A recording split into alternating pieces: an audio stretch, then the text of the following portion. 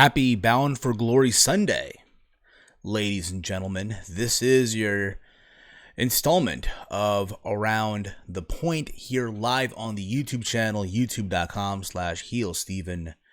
Thank you all for tuning in live here tonight. If you're new to the channel, hit that subscribe button down below, because why the fuck would you not? It is Sunday, Bound for Glory Sunday, October 20th, 2019. Couple days left until Halloween. Oh yes, cannot wait. Candy, more candy, more candy. Believe it or not, there's folks out there who actually do their Christmas shopping during Halloween. I guess that's why the fuck not. But my job, we started Thanksgiving giveaway sale, if you will, where from here to Thanksgiving, if you make to 400 points, where basically all your totals add up to 400 points, or $400, if you will, from here to the Thanksgiving Sunday, which I believe is November 28th, you will qualify to get either a free turkey, a free ham, or a free, lasagna, whatever the fuck it may be, right? So it started today, and work today was a fucking drag. But here I am anyway. I'm pulling through, if you will. I will likely do another podcast later on today, giving my thoughts on Bound for Glory, being that Bound for Glory is today, Sunday, Impact Wrestling's biggest show of the year, their WrestleMania, if you will. Even though, and I've said this before, like a long time ago, to me, their WrestleMania, in my humble opinion, is Slammiversary. I've always felt like it was, for some reason. And one thing about me as well, I'm very paranoid with this shit, so I'm going to hear the audio back. Impact Wrestling's biggest there we go. Show of the year. I hear myself. There we go. We're good. I'm one of those people, okay? I'm very nitpicky with this shit. But anyway, today's Bound for Glory. I look forward to watching the show. Granted, I don't watch that much Impact Wrestling like I used to. I really, really don't. One, I didn't have Pursuit. I know they're now on Access TV, or they're making the move to Access TV, or they're already there. I don't fucking know. What I do know is that the parent company bought their new network, basically, or they have some ownership or something like that. The people over at Anthem. There's that. There's that, if you will, okay? But yeah, I want to thank all of you. I'm going to keep it 100 with all of you. Before I get into all the stuff that I want to get into, I've really been out of the loop on so many things involving wrestling. And it gets to the point where I'm just going to say it. I know if you're a hardcore fan, you're loving all of this. The fact that you have all this wrestling coming your way. Literally, I know a lot of fans that feel that way. A lot of fans are happy, they're rejoiced, they're excited, if you will, with all the wrestling that's literally in front of you. You have on Mondays, you have MLW with Fusion on the YouTube channel. I think also on Bein Sports if you watch it on Saturday. Then Monday you have Raw. Tuesday you have NWA Power, which I did watch this past week. I thought it was very well done. I enjoyed it. NWA Power is literally hitting it out of the park, and they're already in a second episode in.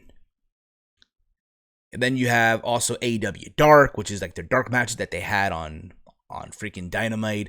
Wednesday you have the war of NXT 2 hours and Dynamite, and then Thursday is like your off day, if you will. But still, there's always basically Thursday the day to catch up on what you missed, right? And then Friday you have Friday Night SmackDown.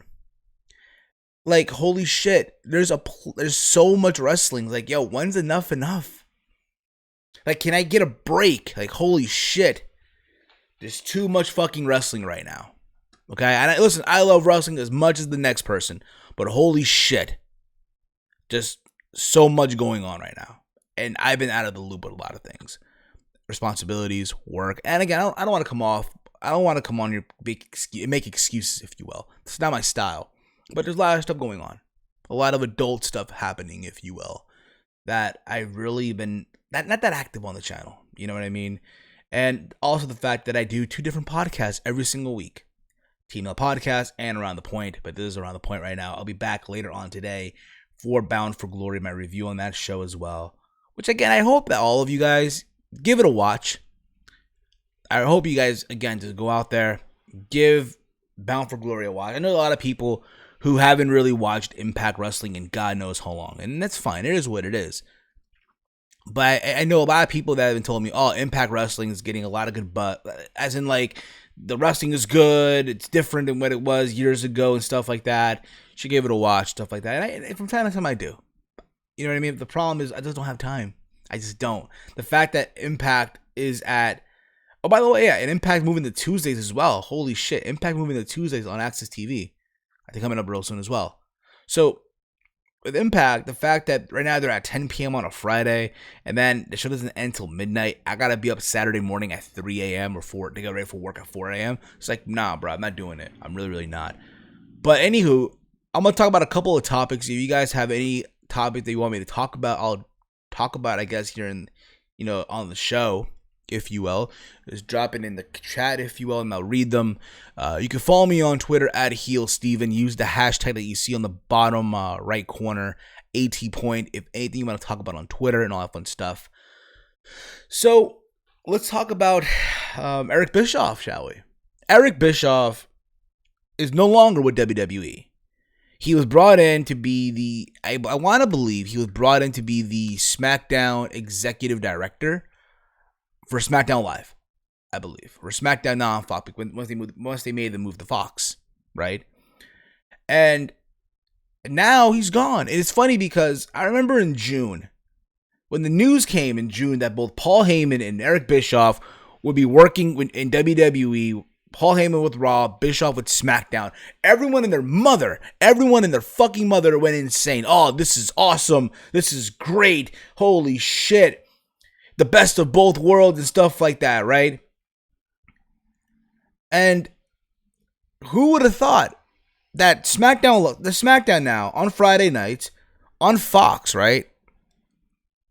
2 episodes in, and Bischoff is already gone, being replaced by Bruce Pritchard. It's funny because WWE posted a statement regarding the whole thing, and this is the statement that they basically put out there, right? If you will. They posted the statement on the 15th of October, by the way. And quote, WWE today announced that it has named Bruce Pritchard as the executive director of Friday Night SmackDown. Reporting directly to WWE chairman and CEO Vince McMahon. Pritchard will oversee the creative development of Friday Night SmackDown Fox and ensure integration across all platforms and lines of business, replacing Eric Bischoff.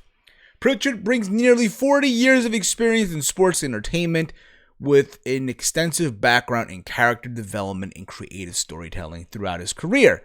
Pritchard has served in a variety of roles, including announcer, producer, agent, and on-screen personality. Earlier this year, Pritchard returned to WWE as a member of the company's creative team.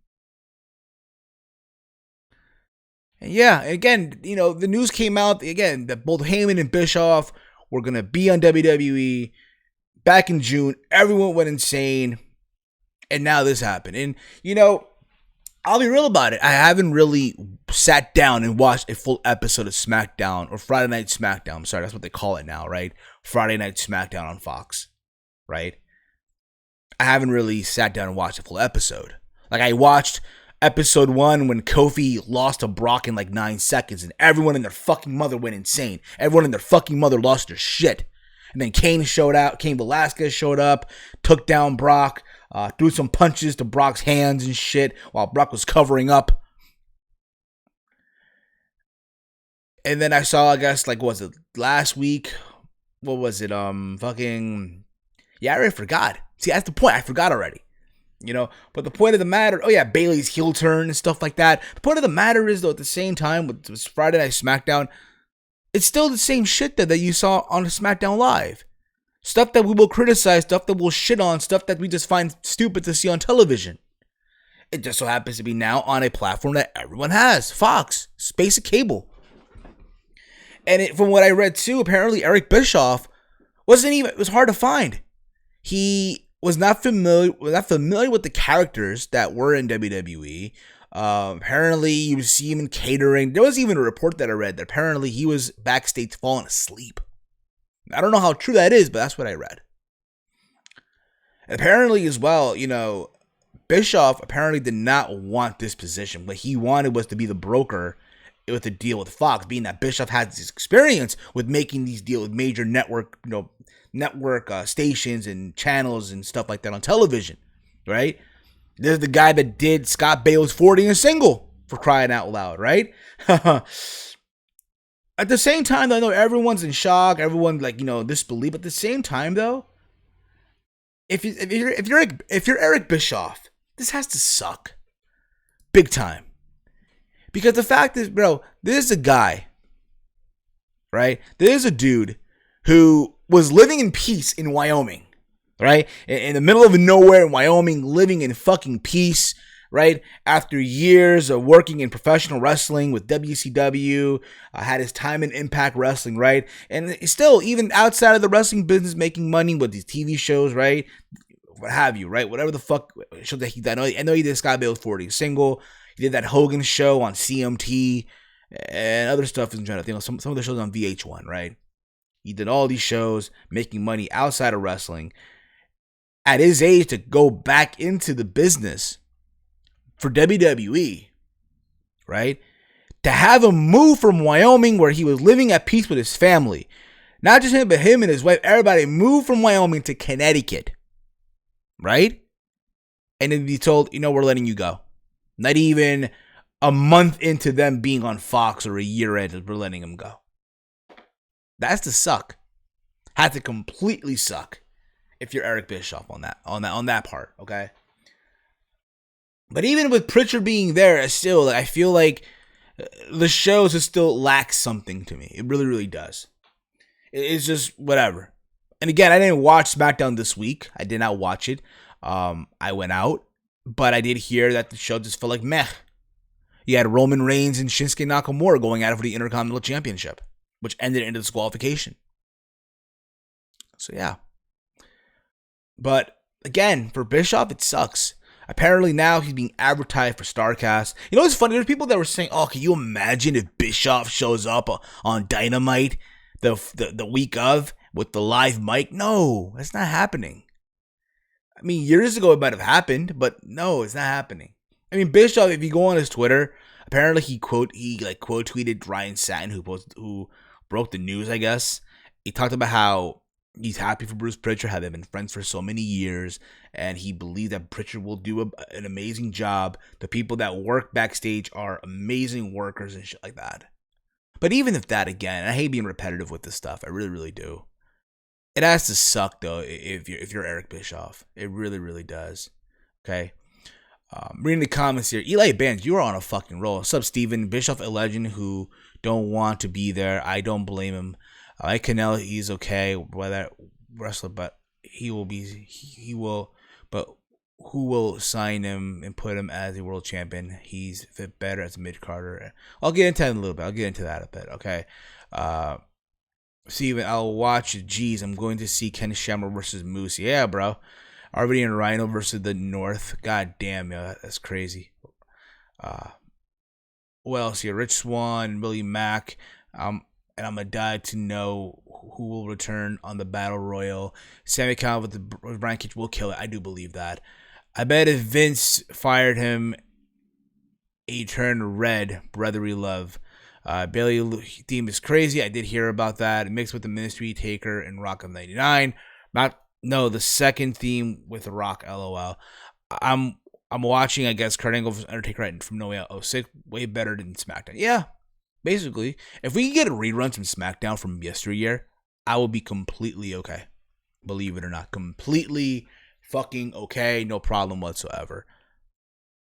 I did watch Joker on Friday. I did.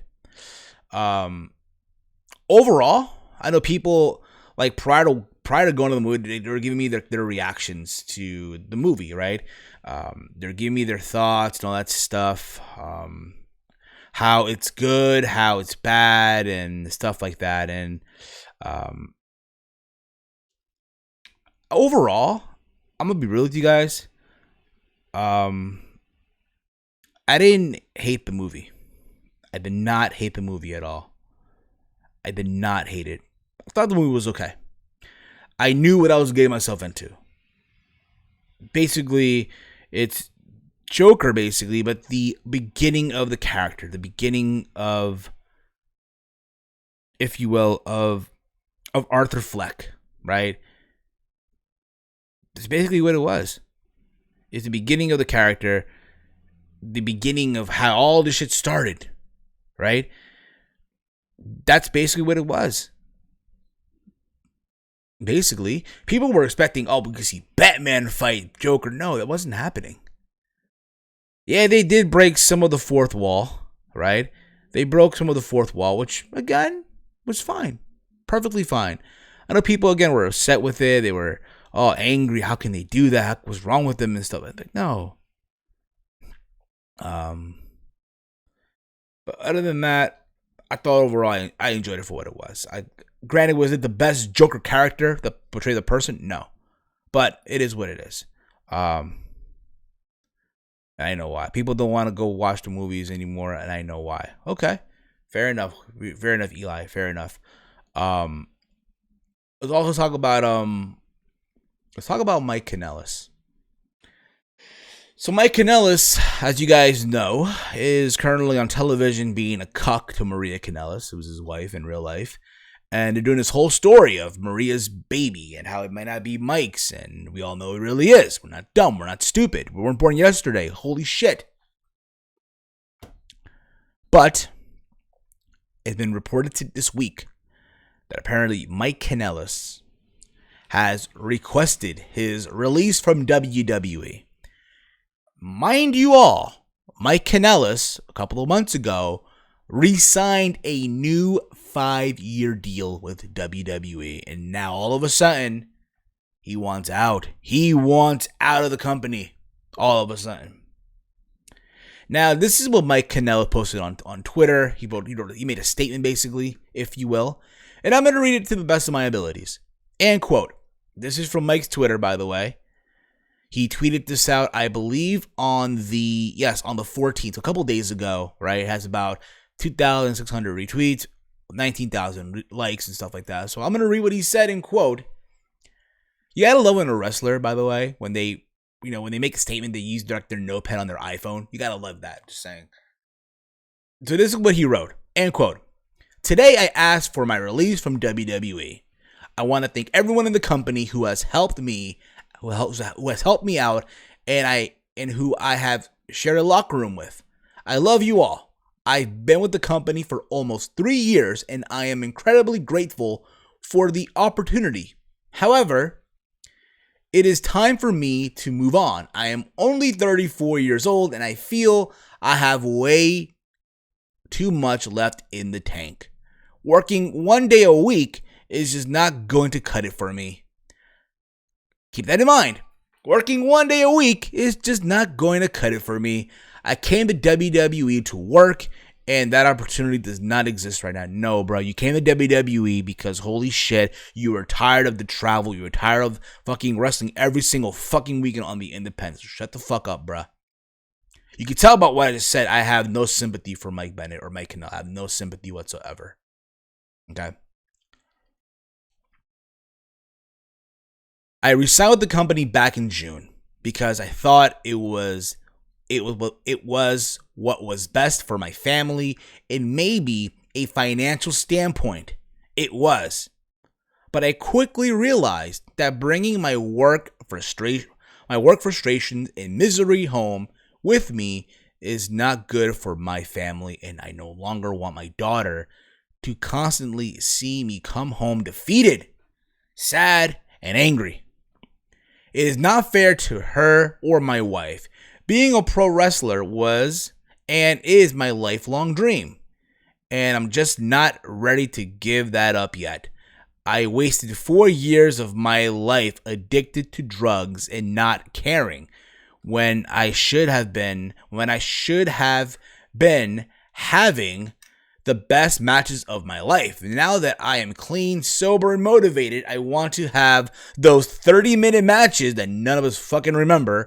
I want to travel the world and wrestle in front of UK crowds, German crowds, Japanese crowds. I want to feel the love and excitement wrestling once gave me. I also want my daughter to be able to see me wrestle. You do realize there's a thing called the WWE Network, right, bro? I'm just saying. I want her to see her daddy work for his money. I've never been okay with just collecting a paycheck, and I can't in good conscience tell my daughter she has to work her ass off to get ahead in life, then not do it myself. I don't know what the future holds, but for the first time in a long time, I am hopeful and excited. Thank you to everyone who has ever supported me and had my back. I love you. From Mike Bennett on Twitter. Well, Mr. Bennett. Well, Mr. Kanellis. Here's the thing. I'm going to keep it 100 with you guys. I'm going to keep it completely 100. I don't hate the guy. I do not hate Mike Kanellis, not one bit. I don't. Granted, I was a fan of his work on the independents. I'm not saying I'm the biggest diehard, if you will.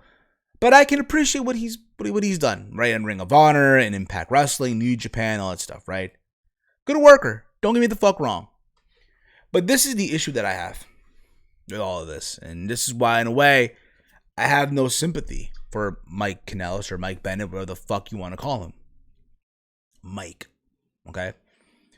Here's a guy, right, who left the independent scene, left Impact Wrestling, all that stuff, right, to go to WWE. His lifelong dream, right?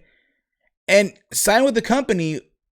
Hey, they signed him and Maria because we know for a fact he was not going to get there by himself, right? They signed to the company with Maria, his wife, who's been there before.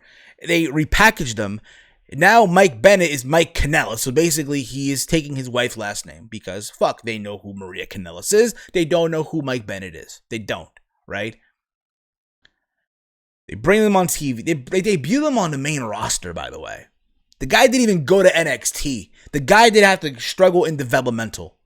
While there's people who are in at the Performance Center right now who are more, I feel like, more popular than him, that are still waiting for their moment, but yet this guy bypassed developmental completely, right?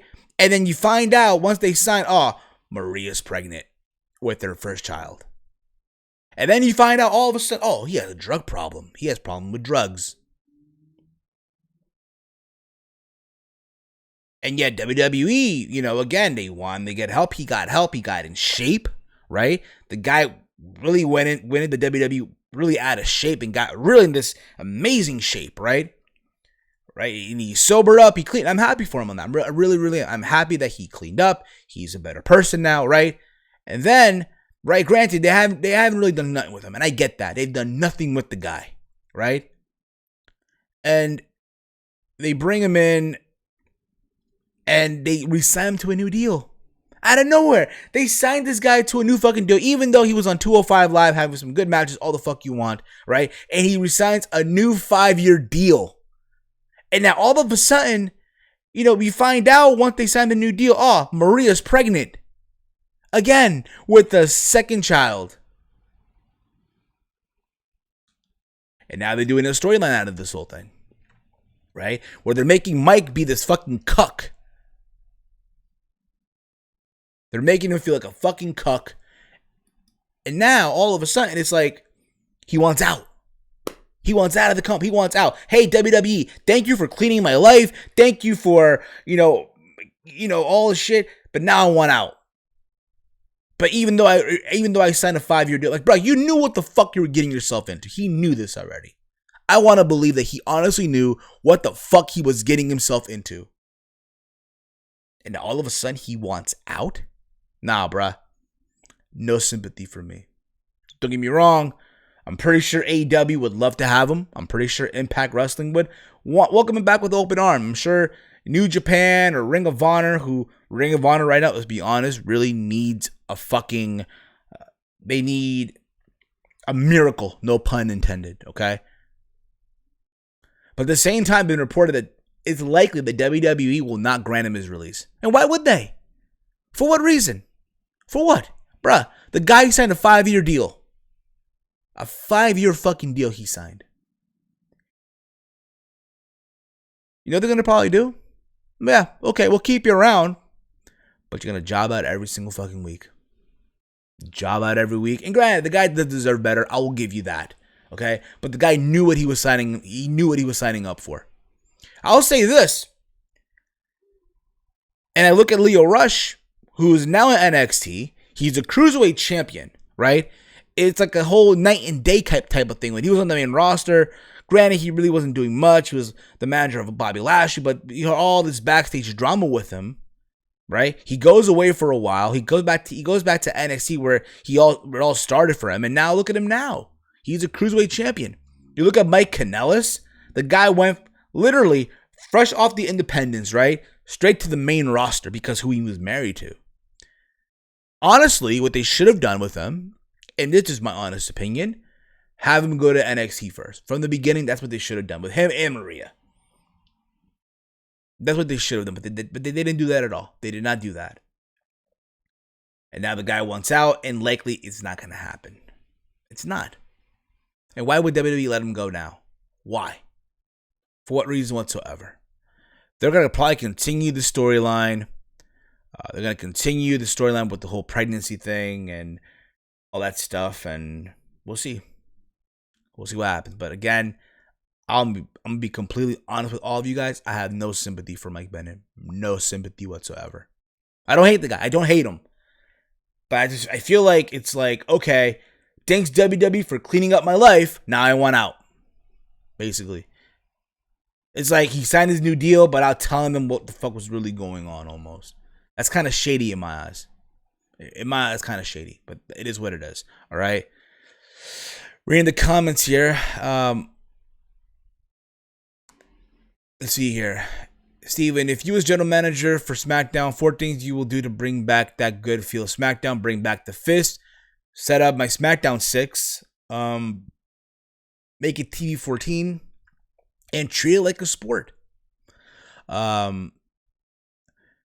Steven, it went from a 24/7 title to the Love Angle and then Rusev, but it got scripted with Rusev and Lashley, which is true. Vince, hey Mike, what's up? Mike, Mr. McMahon, can I leave WWE with my contract expire? No, but I don't. I know something better. Either you can sit home or be fed to Eric Rowan. Like, please, Vince. I don't know. No more Mike. No more Mike, damn it. It won't get it. We going to let you stay here. Remember, Mike, there's a promotion that's called All Elite. Well, damn. It will be going All Elite when in WWE with you. Stay with us. You ain't going nowhere, damn it. Okay, Vince, later. Oh, shit. Let's see here. Or return of Jinder Mahal. Mike job to Eric Rowan on Raw and watch that there's maybe a catering or Jinder Mahal. Triple H send him to NXT with what he might be a better on NXT as a tag team with Cameron Grimes, or I don't know. I mean, we'll see what happens. We'll see. I mean, there's a lot of guys apparently that are going back to NXT. I saw Apollo Crews, like they did a cameo with him. It's fine. It is what it is. But again, we'll see what happens with this whole Mike Kanellis thing. Apparently, it's been reported this week, and I found this out like, literally throughout the week. And I might be late with this shit, which is fine. But apparently, it's gonna be Cain Velasquez versus Brock Lesnar for the WWE title in Saudi Arabia for sweet Saudi money for baby that pussy is sore. And people are kind of upset with this. People that are upset, people are bothered by this. How can that even be? Makes no sense at all. Me, honestly, I don't mind it one bit. Honest to God, I do not mind it one fucking bit. I'm actually for it. Believe it or not, I am actually for it. And hear me out. Hear me the fuck out, okay? Seriously, just hear me the fuck out when I say this shit, okay? People are kind of upset with this. I might hear myself again. There you go. There's a history between Brock Lesnar and Cain Velasquez. And I get it. The wrestling fan not going to give a shit who was Cain Velasquez. I guarantee a lot of people don't even, again, might have forgotten about UFC 121 when Cain beat Brock for the heavyweight title, right? And all that stuff. But there's a history there. And again, if I had to choose between Cain Velasquez and Brock Lesnar or Tyson Fury and Braun, I'm going with Brock and Cain because of history, right? And here's the thing about it. We don't even know if Brock's even winning the belt. Now, to be real with you guys, okay? To be real, I would not have a problem with Kane winning the belt. You can do a surprise finish, holy shit, no one saw that coming, right? Kane beats him in both MMA and in pro wrestling. Like what, Kane goes into Brock's world, right? Pro wrestling and beats him, right? And then lose the title back to Brock. I don't know, at Survivor Series, some shit like that. But again, you want that shock, like, holy shit, you didn't see it coming. I know people will frown on it. Oh my God, it's another MMA, whatever, this and that. It is what it is. Remember, there's so much advantage with SmackDown being on Fox. This is one of them. And also factor in the fact that, again, remember, it's Saudi Arabia. For the Saudis. They're treating this shit like it's WrestleMania. So, again, don't be surprised if Kane actually does end up walking out as the new WWE champion. And I would not be in shock. I completely will not be in shock if that happens. Tyson Fury signed a contract with WWE. Geez, that would be unbelievable. I don't think he did or not. Yeah, the theme is terrible. I'll give you that. The Kane theme is fucking terrible. It did not fit him at all. But again, they have to go their way around. Try not to use the Mandalo theme song, but it is what it is. Okay. Before I wrap this up, I'll talk about Marko Stunt. Now, I did watch Dynamite. Most of it. Not all of it, but I did watch a good majority of Dynamite. And again, Dynamite, they had the tag team tournament.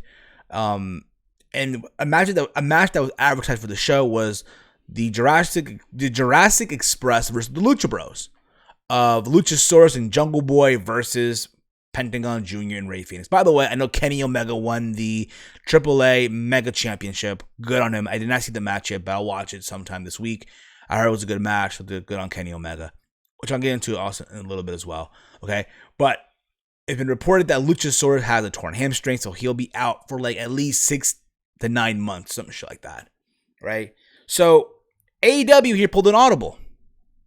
They instead, Luchasaurus being in the match, they added just Marko Stunt, who's part of that trio, so it makes sense, right?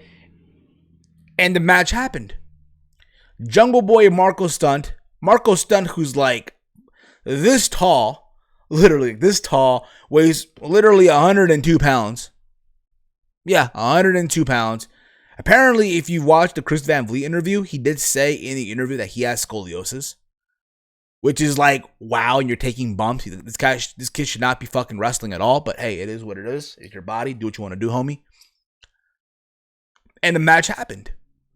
And here you see Marko Stunt at the beginning of the match, countering these offense maneuvers. He got some offense moves in as well.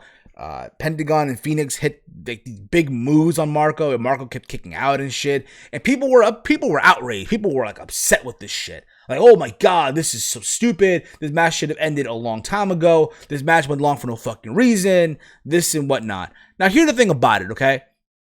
Did I have an issue with it? No. None at all. I get what happened. They had to pull an audible. They had no choice.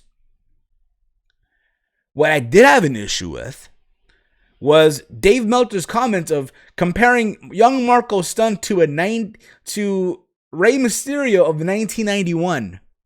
Which had to be the most stupidest comparison I have ever heard. Here's the thing about it. Rey Mysterio in 91 probably could have kicked your ass. Marko Stunt, I cannot believe he can kick someone's ass in a real fight.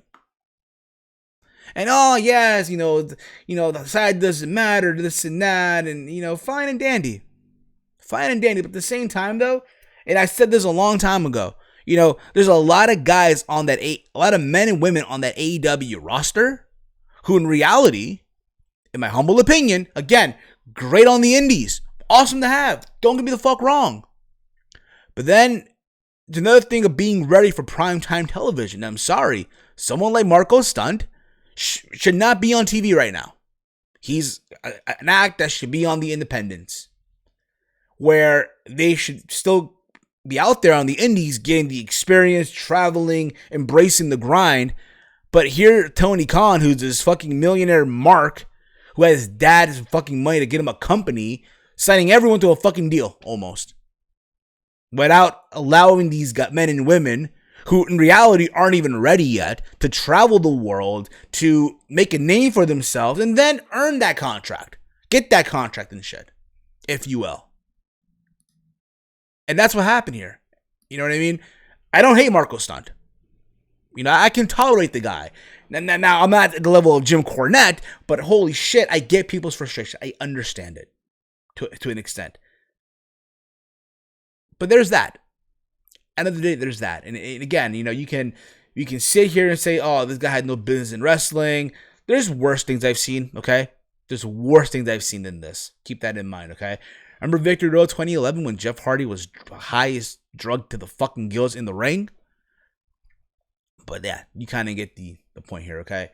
I did talk about Kenny Omega, right? Kenny Omega is now the AAA Mega Champion. He beat Phoenix, I believe, like yesterday, something like that.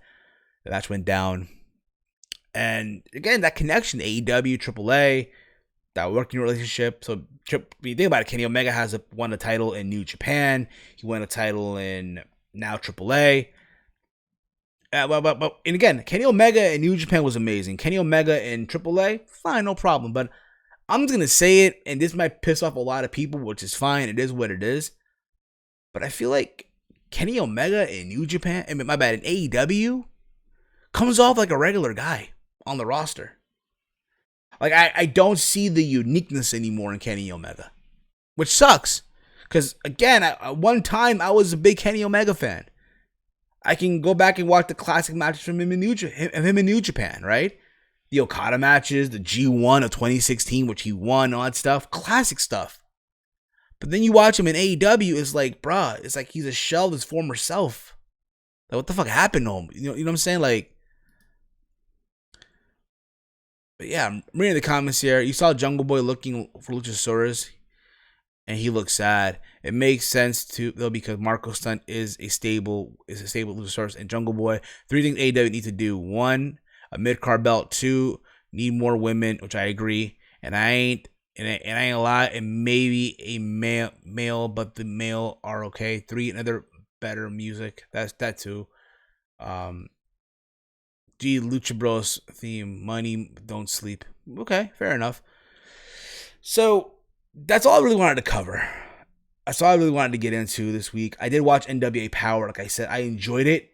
I thought overall the sit-down interview with Nick Aldis that he had, whose fucking name I already forgot. I think it was Jay something. I forgot the guy that did the interview, but I enjoyed it stuff. I enjoyed it. I think it's a lost art. The sit-down interview, to me, has become a lost art in wrestling, and I like the fact that they brought that back, which is awesome. Okay, Colt Cabana and Anderson are teaming up. So yeah, you look at the NWA tag team division; it's very interesting. It is. It really is interesting. You had Sienna in action, literally in the last episode. Guys, give it a watch. Get behind it. Give it a watch. You also had the stare down, or the confrontation between Eli Drake and James Storm, who James Storm is, by the way, the national champion. But guys, again, give it a watch. It's like an hour long when you think about it. So again, and I'll say this right now, I am more looking forward to watching Power than I am Raw and SmackDown and NXT and hell, maybe even AEW, if you will, Dynamite. So there's that. Okay. I did hear also that Pete Dunne lost to freaking Damian fucking hell, Punishment Martinez. I know Damian Priest. There you go, Damian fucking Priest. They had a match, the main event, which was kind of ballsy in NXT's part, and Damian Priest beat Pete Dunne, which is a big deal. Hey, he established himself. He's all that stuff. So there you go. And yeah. Apparently next week is gonna be. It's gonna be next week. Velveteen Dream versus Roderick Strong. So there's that. And yeah, that's all I really want to say. Sexy Melina's there too. Okay, Jay Bradley. Later Steven. That was a lot. LOL. But yeah, guys. I'll be back later on today. If it's not live, I'll probably do a recorded version of the review where I give my thoughts on Bound for Glory 2019, which I'll be watching and all that stuff. So yeah, that's all I gotta say here, guys. I'll be tweeting as well. I'll be tweeting at HeelSteven. So all I'm gonna say here, guys, thank you for watching. You can follow me on Twitter at HeelSteven. Hit the subscribe button down below. Give the video a big old thumbs up and all that fun stuff. Yeah, that being said, guys, I am out like Janice Titties. This has been Around the Point.